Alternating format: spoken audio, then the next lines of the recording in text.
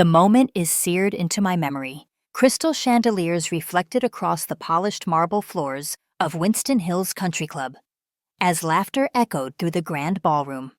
My daughter Margot's 26th birthday celebration was in full swing, and I was late. Not because I'd forgotten. How could I forget my only child's birthday? But because Doris, my housekeeper of 15 years, had received news that her grandson had been hospitalized. I'd spent 2 hours arranging for the best pediatric specialist to see him and ensuring all expenses would be covered. By the time I arrived, the celebration was well underway. Champagne flowed freely. Women in designer dresses clustered in elegant groups, and men in tailored suits discussed stocks and vacation properties. I spotted Margot immediately, my beautiful daughter in a silver Givenchy gown, her dark hair swept into an elegant updo, so unlike my simple bob. She noticed me hovering near the entrance and excused herself from her friends. That tight smile I'd grown accustomed to plastered across her face. "Mom, you're finally here." No hug, just a quick air kiss near my cheek. "You look nice." Her gaze flickered over my modest navy dress, beautifully tailored, but lacking the ostentatious designer label her friends would recognize. "I'm sorry I'm late, sweetheart." Doris's grandson. "Let me introduce you to everyone quickly," she interrupted, already guiding me toward a group of perfectly coiffed young women. "This is my mother, Vivian Caldwell." The introductions were a blur of insincere smiles and judgmental glances. I caught names I'd forget, by morning: Camilla, Arabella, Portia, all with that particular upper-crust drawl that Margot had somehow acquired since moving in these circles. "Mrs. Caldwell, what a quaint dress," remarked one blonde woman, Camilla. "I believe, is it vintage?" Before I could answer, Margot laughed too brightly. "Mom doesn't really follow fashion. She's more interested in her books and charity work." "How sweet," Camilla replied with a smile that didn't reach her eyes, very grounded. Margot quickly steered me toward the bar, ordered me a white wine, then excused herself to check on the cake situation. I knew what that meant. I'd been efficiently compartmentalized away from her real celebration. I didn't mind being alone. In fact, I preferred observing from a distance. I found a quiet corner with a good view of the room, sipping my wine and watching my daughter navigate her social world with practiced grace. 15 minutes later, I decided to find the ladies' room, taking a shortcut through a small anteroom that connected to the main hall. I froze when I heard Margot's voice floating through the partially open door. "Just wish she would make a bit more effort." "Do you know she still lives in that modest house in Brookhaven? She could afford so much better." "At least she doesn't embarrass you with some tragic fashion choices.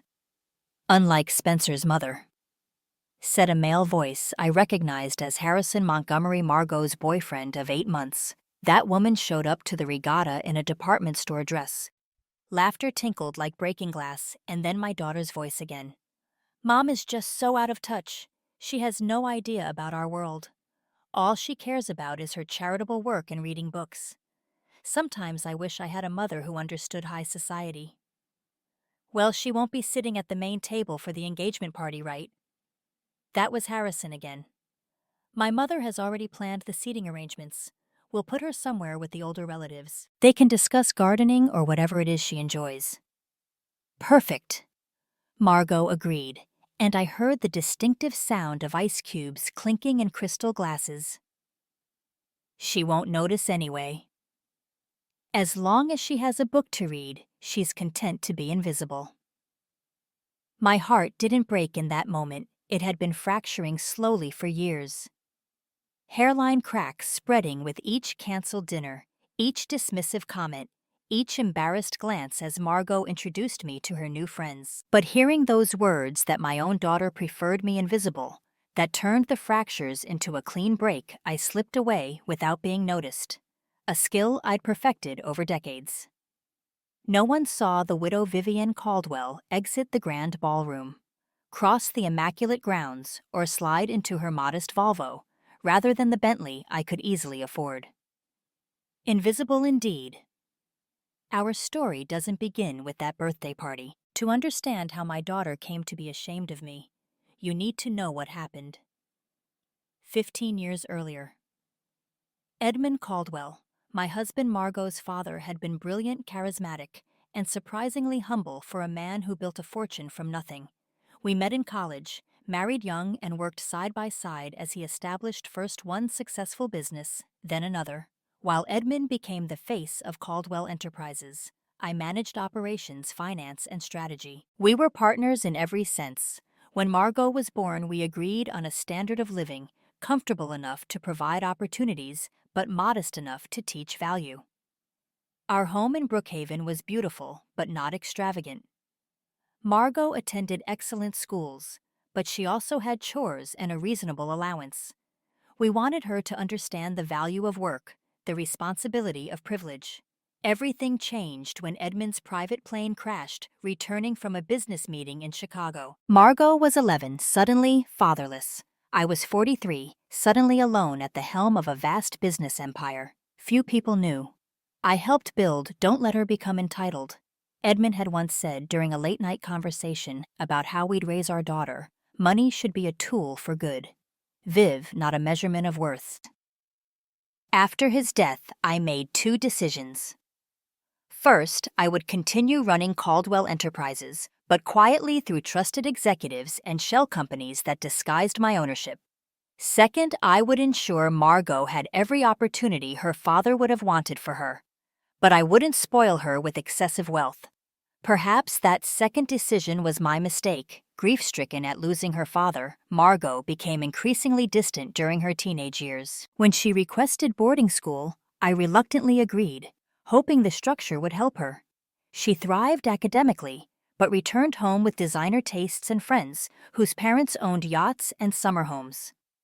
By the time she graduated from Wellesley with a communications degree, Margot had fully embraced a high society lifestyle I barely recognized. She took a position at an elite PR firm catering to luxury brands, moved into an expensive apartment I subtly subsidized, and began dating men from the right families. Harrison Montgomery was the culmination of this transformation. Heir to a supposedly prestigious Newport family graduate of Princeton and employee at his father's investment firm. What Margot didn't know, but I did, because I quietly owned several companies that did business with Montgomery Capital, was that the Montgomery fortune had been dwindling for generations. Harrison's father was leveraged to the hilt, desperately trying to maintain appearances. I suspected Harrison's interest in my daughter stemmed from the assumption that she would eventually inherit the Caldwell fortune. He wasn't entirely wrong, but that inheritance came with conditions Margot knew nothing about. While my daughter immersed herself in social climbing, I continued my quiet life. I ran multiple corporations from my home office, gave generously to causes I believed in, and managed the Winston Hills Country Club, which I had purchased through a holding company after Edmund died. It had been the place we first met, and he had always talked about buying it someday. After his death, acquiring it felt like keeping a promise. No one knew I owned it, not the members, not the staff, except for Reggie Powell, the manager, and certainly not Margot. Ownership was hidden behind layers of corporate entities, which was how I preferred to conduct all my business. I never saw the point of attaching my name to everything I owned.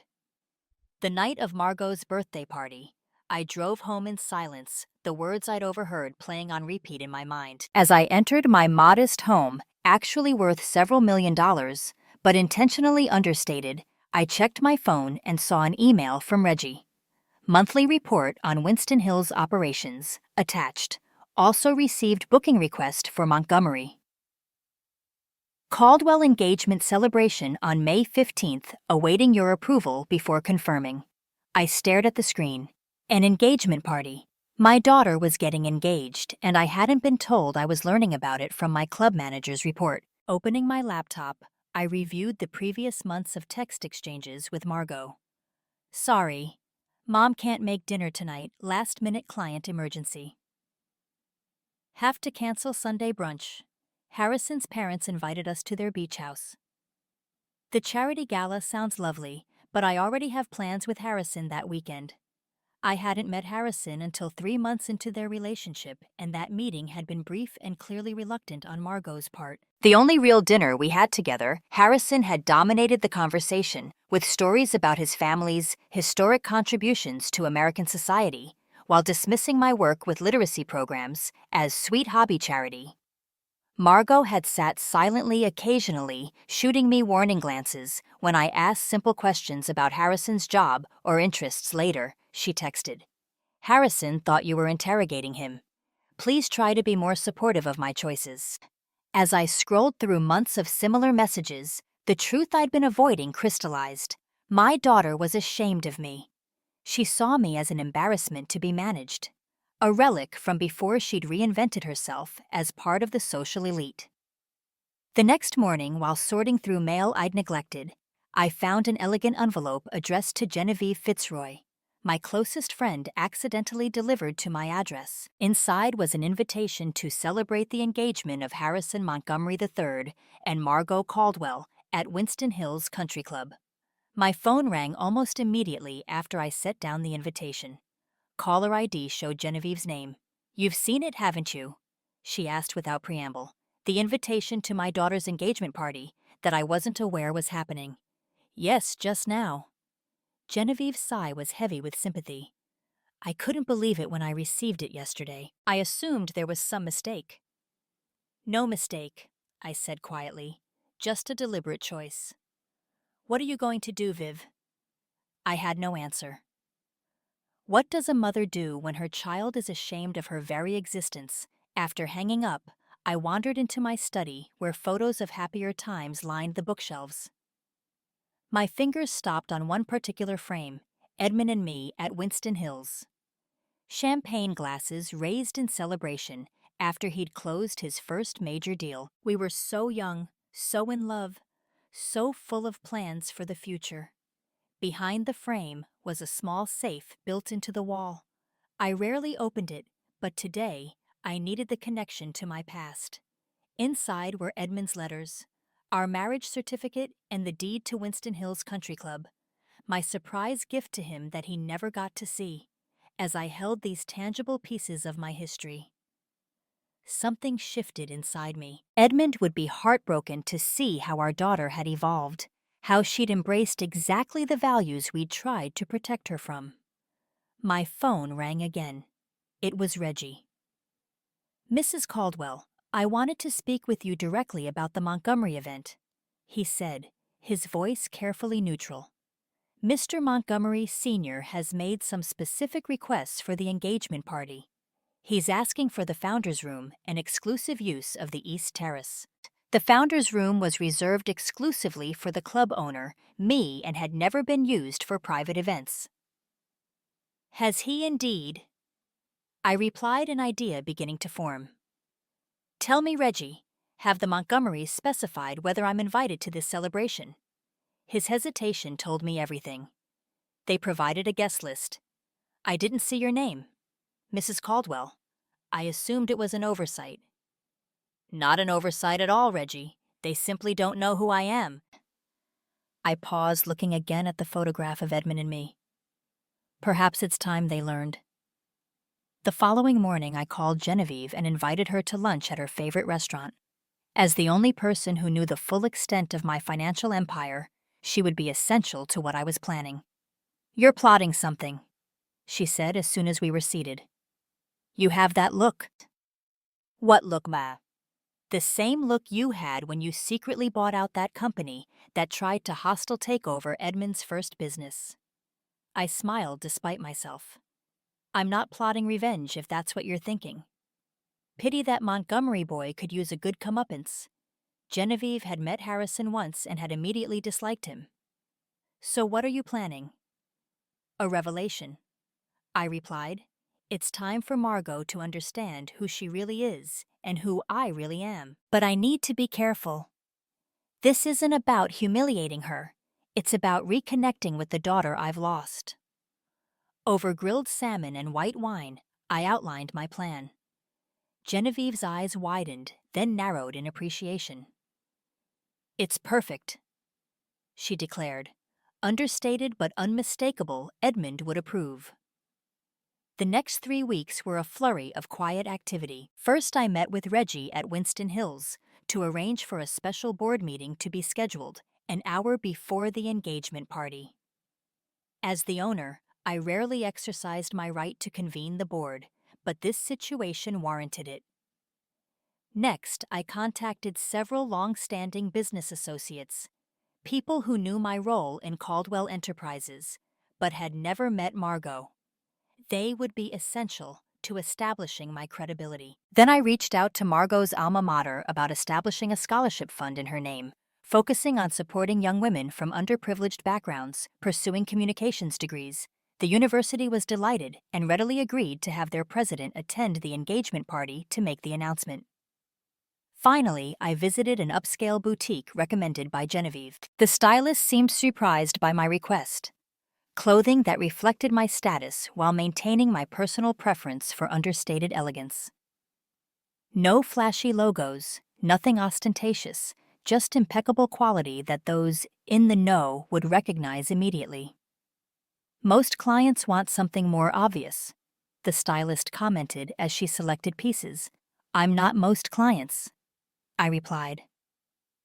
Throughout these preparations, Margot remained distant. She called once to inform me of her engagement, sounding relieved when I didn't make a fuss about not having met Harrison's parents.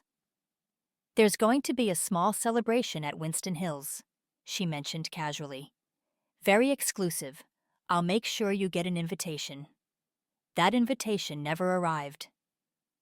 Instead, a week before the event, I received a text. Mom, about the engagement party, it's going to be mainly Harrison's family and business connections. Very stuffy and boring. I thought you'd be more comfortable if we did a separate lunch, just us another day. I responded simply. I understand. Congratulations again, sweetheart. She didn't detect the sadness behind my words, or perhaps didn't care to. Either way, my plan proceeded. The day of the engagement party arrived warm and clear. Perfect weather for the tasteful celebration Margot had undoubtedly planned. I arrived at Winston Hills 3 hours early, entering through the private owner's entrance that led directly to my office, a space no one knew existed except Reggie and now Genevieve, who accompanied me. Are you nervous? She asked, as I changed into my new outfit, a perfectly tailored Armani suit in deep burgundy with subtle gold accessories. Terrified, I admitted, but also resolved. At precisely 5 p.m., an hour before the engagement party, I entered the boardroom where the directors of Winston Hills waited, puzzled by the emergency meeting. Their confusion deepened when Reggie introduced me not as Vivian Caldwell, mother of Margot, but as Vivian Caldwell, owner of Winston Hills Country Club. Many of you have been members here for decades, I began. But none of you have known that after my husband Edmund's death, I purchased this club through Caldwell Holdings. I've preferred to remain anonymous, allowing Reggie to manage day-to-day operations while I focused on maintaining the standards and traditions that make Winston Hills special. Their stunned expressions confirmed what I'd always known. People see what they expect to see. To them, I had been just another polite woman on the periphery, not someone who could sign their paychecks. Tonight, my daughter Margot is celebrating her engagement here. She's unaware of my ownership, just as she's unaware of many aspects of my business affairs. I've raised her to value character over wealth, substance over status. Somewhere along the way, I fear those lessons were lost. I explained my request during the celebration. The board chair would make a brief announcement, acknowledging my long-standing ownership and contributions to the club. Nothing excessive. Nothing designed to embarrass, just the simple truth. By 6:30 p.m., guests were arriving for the engagement party. I watched from my office window as Margot and Harrison greeted their guests in the garden. She looked beautiful in a pale blue dress, diamonds sparkling at her throat, a gift from Harrison. No doubt, they made a striking couple, both tall and slender, both polished to perfection. At 7 p.m., I made my entrance accompanied by Reggie, who escorted me as if I were royalty, which in the context of Winston Hills, I suppose I was. Heads turned. Margot's expression when she saw me Confusion followed by alarm might have been comical in another context. "Mom, what are you doing here?" she hissed when I approached them. "I told you we'd do lunch another day." "Hello, sweetheart, you look beautiful." I kissed her cheek, then extended my hand to Harrison. "Congratulations on your engagement." Harrison looked uncomfortable but maintained his social polish. "Mrs. Caldwell, what a surprise. We didn't realize you'd be joining us." Before I could respond, the board chairman approached, champagne in hand. "Vivian, there you are, gentlemen," he called to several nearby board members. "Come greet our esteemed owner." The confusion on Margot's face deepened. "Owner? Mom, what is he talking about?" I smiled gently. "We should circulate, darling. Your guests are waiting." For the next hour, I moved through the crowd with practiced ease, introducing myself to Harrison's parents, who seemed increasingly bewildered by the deference shown to me by the club staff, and greeting business associates who'd arrived at my invitation.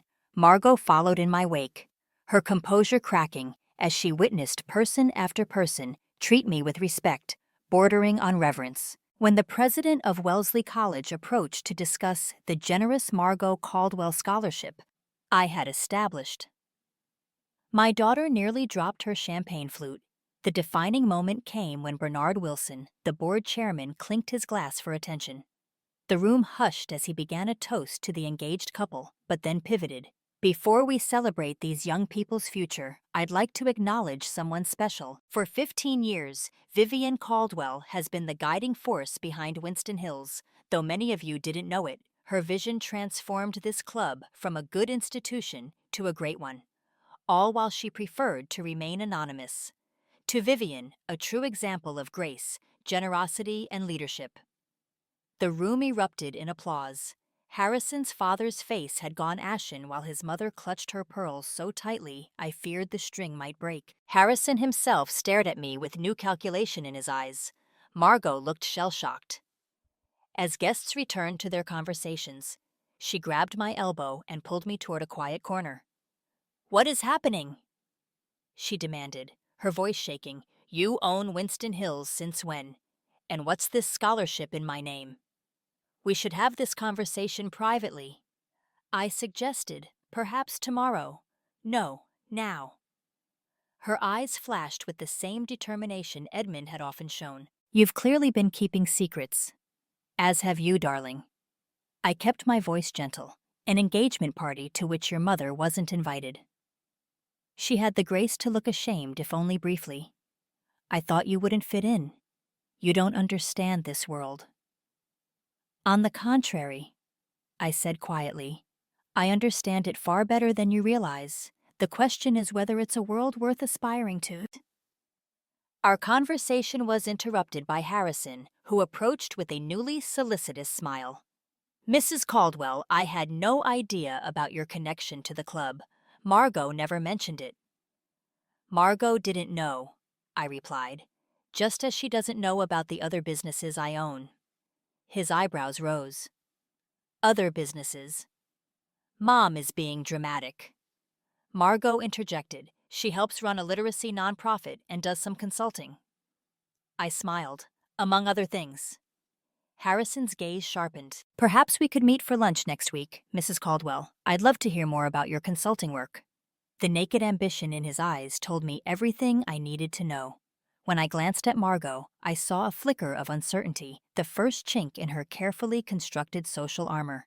The remainder of the evening unfolded like a carefully choreographed dance. I maintained my dignity while gradually revealing aspects of my business acumen and connections. Margot grew increasingly quiet, observing with new eyes as her high society friends suddenly treated her previously embarrassing mother like a Queen Camilla Wellington who had disparaged my quaint dress at the birthday party, now hung on my every word, asking if I might consider mentoring her in business. Harrison's mother, recovering from her initial shock, reintroduced herself as if we were meeting for the first time, emphasizing her own family's business interests. By evening's end, the power dynamics had irrevocably shifted. As guests departed, Margot found me on the terrace overlooking the golf course. "We need to talk," she said simply. "Yes," I agreed. "We do." The following morning, Margot arrived at my home promptly at 10. She looked younger, somehow dressed in jeans and a simple sweater rather than her usual designer outfit. "The house looks exactly the same," she commented as I led her to the sunroom where I'd prepared coffee. "I always wondered why you never moved or redecorated after Dad died." "This was our home," I replied. "Our real home, not a showcase. Every corner holds memories of our family." We sat in silence for a moment, two women connected by blood, but separated by years of misunderstanding. "Why didn't you tell me?" she finally asked. "About Winston Hills. About the businesses, any of it." I considered my answer carefully. "After your father died, I had to make choices about how to raise you. Edmund and I always agreed that we wanted you to develop your own identity, your own strength of character, without the burden or privilege of excessive wealth." "So you lied to me." "I omitted certain details. There's a difference." I sipped my coffee. "I never pretended to be something I wasn't. I simply didn't broadcast everything. I was—" "Do you know how it felt?" Her voice cracked slightly. "Watching my friends with their giant houses and luxury cars, while my mother drove a Volvo and lived like a middle-class widow. I thought Dad had left us with just enough to be comfortable, not whatever all this is." "Your father left us with principles as well as money," I said gently. "He believed, as I do, that wealth is a responsibility, not an identity." He would be heartbroken to hear his daughter describe her mother as too embarrassing for her high society friends. Margot flinched. "You heard that?" "I did." Tears welled in her eyes.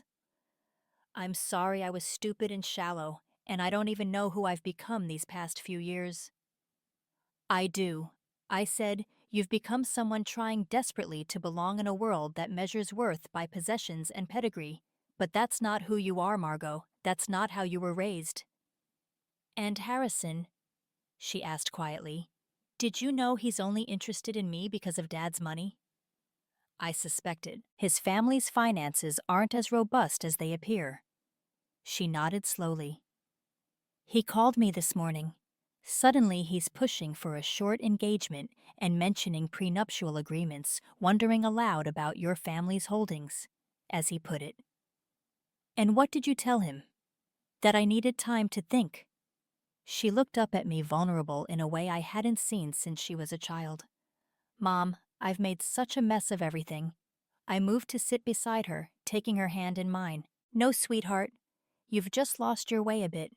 We all do sometimes." For the next 3 hours, I opened my life to my daughter. I showed her the home office where I managed multiple corporations. I explained how after Edmund died, I'd chosen to lead from behind the scenes, building a business empire while maintaining a low profile. I told her about the charitable foundation that bore her father's name, which had funded schools and hospitals anonymously for years. "All this time," she whispered, "I thought you were just existing, just filling your days with books and small charities." I was living according to my values. I corrected finding meaning in contribution rather than consumption. As afternoon light filtered through the windows, we reached the topic we'd been circling. "What happens now?" Margot asked. "That depends on what you want, sweetheart. If Harrison is who you truly love despite his motivations, I'll welcome him to our family. If not—" "He's not," she said firmly. I think I was in love with the idea of his world, not with him. I nodded relieved, but careful not to show it. "Then you have some difficult conversations ahead." "And us." Her voice was small. "Can you forgive me for how I've treated you?" "I forgave you the moment it happened," I assured her, "but moving forward requires change on both our parts. I should have been more transparent with you as an adult. You need to reconnect with your authentic self." Margot stayed for dinner that night and then for breakfast the next morning. By the end of the week, she had broken off her engagement and moved temporarily into her old bedroom. Harrison's parting words: "You'll regret losing me when you discover your mother isn't as wealthy as everyone thinks. only confirmed she'd made the right decision. 2 months later, Margot asked to join me on a visit to one of our foundation's literacy centers in an underserved neighborhood. I watched with pride as she connected genuinely with the children there, listening to their stories and helping them select books. I'd like to get more involved with the foundation, she told me on the drive home. Maybe use my PR skills for something meaningful for once. I think that's a wonderful idea, I said, my heart full. It hasn't been a perfect reconciliation. Margot still struggles sometimes with the lifestyle adjustment with letting go of the social validation she'd grown accustomed to. I'm learning to be more open about my business affairs to include her in decisions that will ultimately affect her inheritance. Last week, we hosted a fundraiser for the literacy program at Winston Hills. Of course, Margot worked tirelessly on the event, securing donations and press coverage. When she stood at the podium to speak, I saw Edmund in her confident stance in her passionate advocacy for education. My mother taught me that true wealth isn't measured by what you have, she told the assembled guests, but by what you give. It took me far too long to understand that lesson. After the speeches, Camilla Wellington approached us, syrupy sweet as always. Margot, darling, we've missed you at our gatherings and Mrs. Caldwell. That charity auction you hosted was simply divine. Margot smiled politely. Thank you, Camilla. Mom and I have been busy with projects that matter. As Camilla walked away, Margot squeezed my hand.